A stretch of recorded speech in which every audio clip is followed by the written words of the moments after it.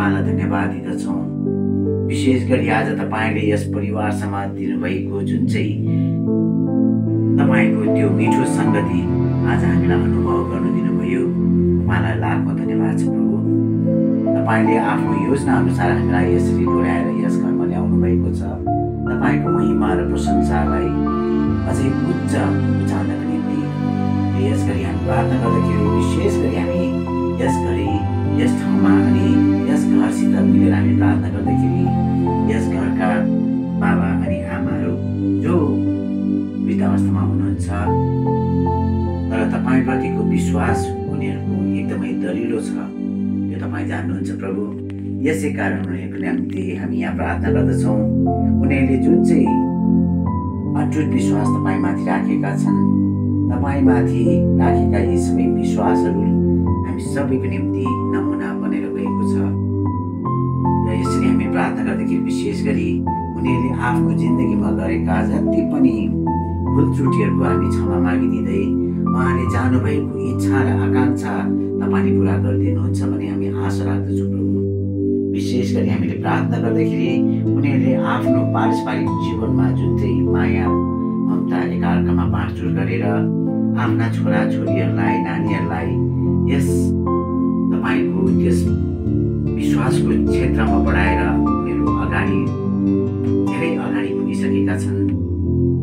उनीहरूले आफ्नो परिवारलाई तपाईँको त्यस बाटोमा डोर्याउनका निम्ति ठुलो भूमिका खेलेका छन्।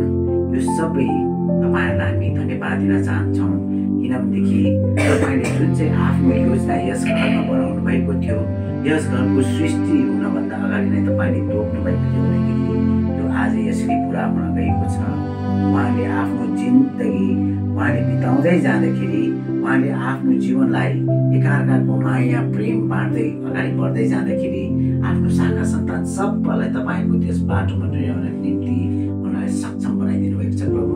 यसको लागि तपाईँलाई धन्यवाद दिन चाहन्छौँ। अनि विशेष गरी प्रार्थना गर्दछौँ उनीहरूको स्वास्थ्यको लागि। उनीहरू वृद्धावस्थामा आफ्नो कमजोरी शरीरहरूलाई तपाईँको विश्वासमा अझै दरिलो राख्दै उनीहरू अगाडि बढिरहेका छन्। तपाईँले देखाउनु भएको बाटोलाई हिँड्नको निम्ति उनीहरू अझै नै तत्पर छन्, उनीहरू अझै पनि तयार छन्। यसले गर्दाखेरि प्रभु उनीहरूको साथमा भइदिनुहोस्। उनीहरूको हृदयमा तपाईँप्रतिको भएको त्यो जुन चाहिँ विश्वास छ, त्यो विश्वास अझै दरिलो हुँदै गएर अरूलाई पनि उनीहरूले नमुना अझै दिन सकेको होस्, ताकि वरिपरिका मानिसहरू अझै छन् जसले तपाईँको बाटोलाई तपाईँलाई चिन्न पर्नेछ। उनीहरूको जीवनबाट उनीहरूले सिक्न सकेको होस्, जान्न सकेको होस्। अनि प्रार्थना गर्दछौँ उनीहरूले आफ्नो जीवनमा जसरी एकाअर्कामा माया वृद्धि बाँडिकन एकाअर्कामा सघाउ पगाउमा साथ दिइकन अगाडि बढ्नुभएको छ, त्यही प्रकारको जोस अनि उत्साह यस घरको छोरा तपाईँको छोरा जो आज हाम्रो बलिलाई अगाडि बढाउनको निम्ति एउटा असल गुरु भएर अगाडि बढिरहेका छन्, नमुनाको पात्र हुने भएका छन्। उनलाई अझै दरिलो बल ताकत उनलाई दिनुहोस्। उनको हृदयमा तपाईँप्रतिको विश्वास अझै बलियो बनाइदिनुहोस्। जुन समयहरूमा आफ्नो मन हृदयमा कमजोरीपना भाइले अनुभव गर्छ, त्यस बेला तपाईँ उसको साथमा भइदिनुहोस्, ताकि भाइले आफ्नो कामहरू गर्दै जाँदाखेरि तपाईँको योजना, तपाईँको इच्छा अनि तपाईँले चाहनुभएका कामहरू उसले गर्न सकिनुहोस्। हामी नानीको निम्ति प्रार्थना गर्दछौँ, बिहानको निम्ति। उसले पनि आफ्नो पढाइलाई अगाडि सारिरहेको छ। उसले पढ्दै जाँदाखेरि प्रभु तपाईँको आशिषको अनुभव उसले गर्दै जान सकेको होस्। तपाईँप्रतिको विश्वास उसले जति पनि गरिरहेका छन् त्यो विश्वास अझै दोबर तिब्बर हुँदै जान सकेको होस्। छोरा जो माथि कलेजमा छ उसलाई पनि पढ्नमा तपाईँको आशिष रहेको होस्। यी दुवैजनालाई तपाईँको हातमा समर्पण गर्दछौँ। उनीहरूलाई आशिष र अनुग्रहले भरिदिनुहोस्, शरीर र आत्मा बलियो बनाइदिनुहोस्। अनि उनीहरूले तपाईँप्रति राखेका विश्वासलाई अरूको निम्ति पनि उनीहरूले समर्पण गर्न सकेको होस्। यसरी उनीहरूले आफ्नो जीवनलाई अगाडि बढाउँदै जाँदाखेरि उनीहरूको जीवनमा तपाईँले अघिबाट रच्नुभएको जुन चाहिँ योजनाहरू छ प्रभु तपाईँले पुरा गरिदिनुहोस्।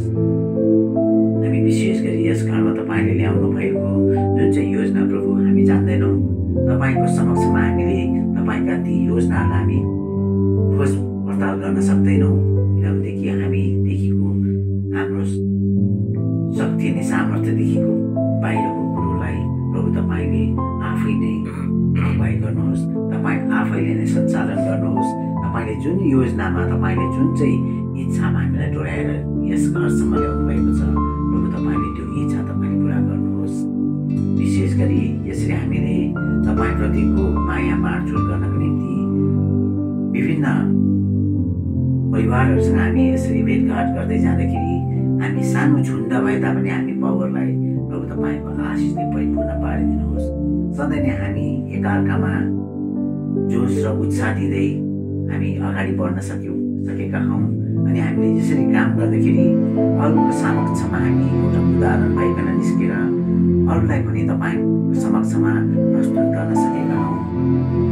अनि विशेष गरी हामी प्रार्थना गर्दछौँ हाम्रो आफ्नो परिवारमा हाम्रो परिवार सदस्यहरूलाई हामीले छोडेर घरमा छोडेर आएका छौँ, उनीहरूलाई सुरक्षित राखिदिनुहोस्, उनीहरूको आत्मा बल सबैमा तपाईँ भइदिनुहोस् अनि विशेष गरी शरीर र आत्मा उनीहरूलाई सुस्वस्थ राखिकन तपाईँको महिमा र प्रशंसा गाउनको निम्ति उनीहरूलाई अझै दरिलो बनाएर अगाडि सारिदिनुहोस्। हामीले जति पनि योजना बनाएका छौँ, हामीले जति पनि यसरी आफ्नो परिवारलाई मात्र नभएर वरिपरि भएका हाम्रो मण्डलीभित्र भएका अनि अरू दाजुभाइहरूमा भएका हाम्रो प्रत्येक मण्डलीहरूलाई विशेष गरी परिवारहरूलाई हामीले भेट्ने यसरी योजना बनाएर अगाडि बढ्दाखेरि हामी सबैको साथमा तपाईँ भइदिनुहोस्।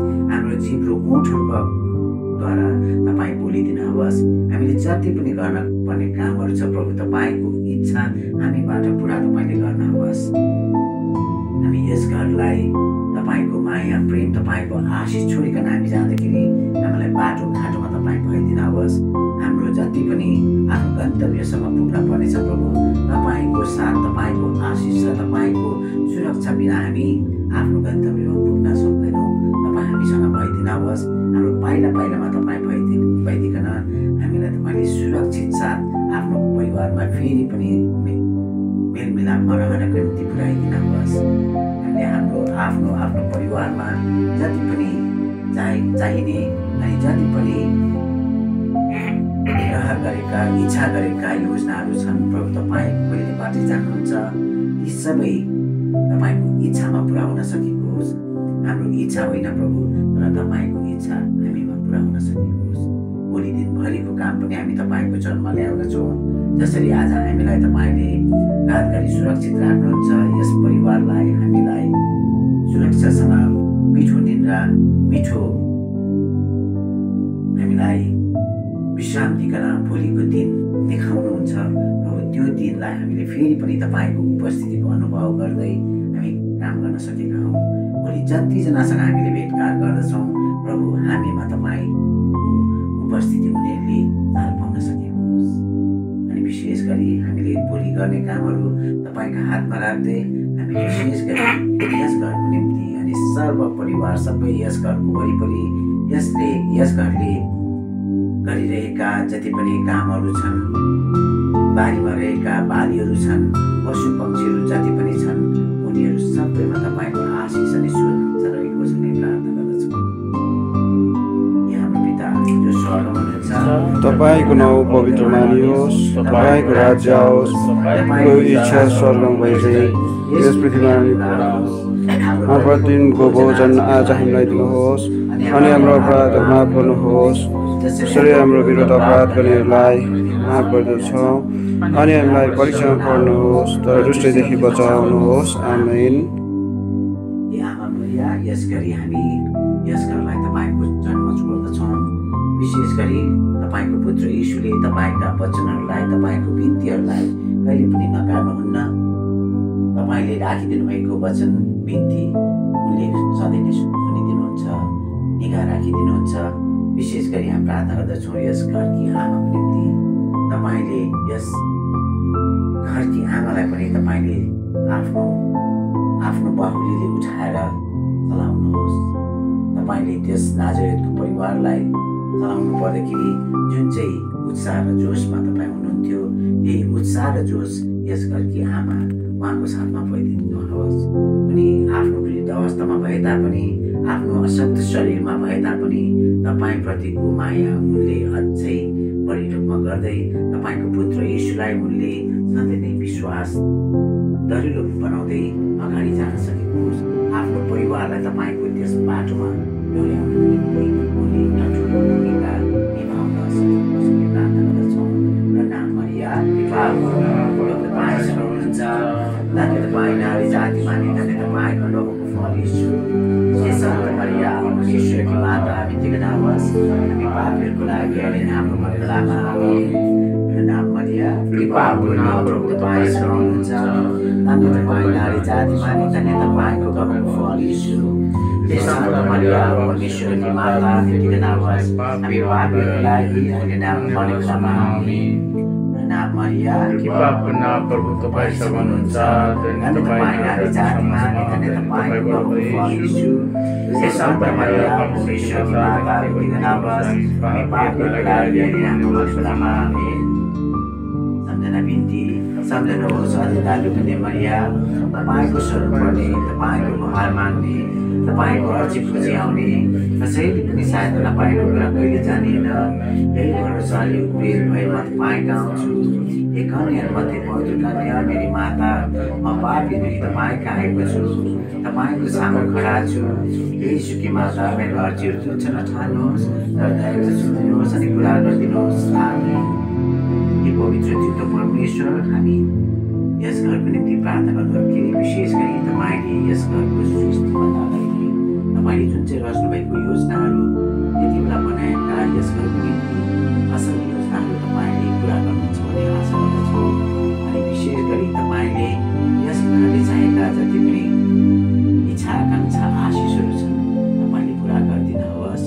सुरुदेखि अन्तसम्म तपाईँ यस घरको साथमा हुनुहुन्छ भन्ने हामी विश्वास गर्दै तपाईँको चरणमा यस घरलाई हामीहरू छोडेर यस गरी लागिरहेका छौँ।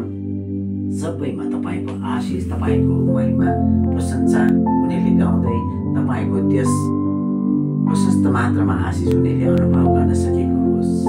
महिमाको प्रार्थना पिता अनि पुत्र अनि पवित्र आत्मालाई महिमा होस्। सुरुमा थियो, अहिले सदा सधैँ हुन्छ, युगनासम्म। आमेन।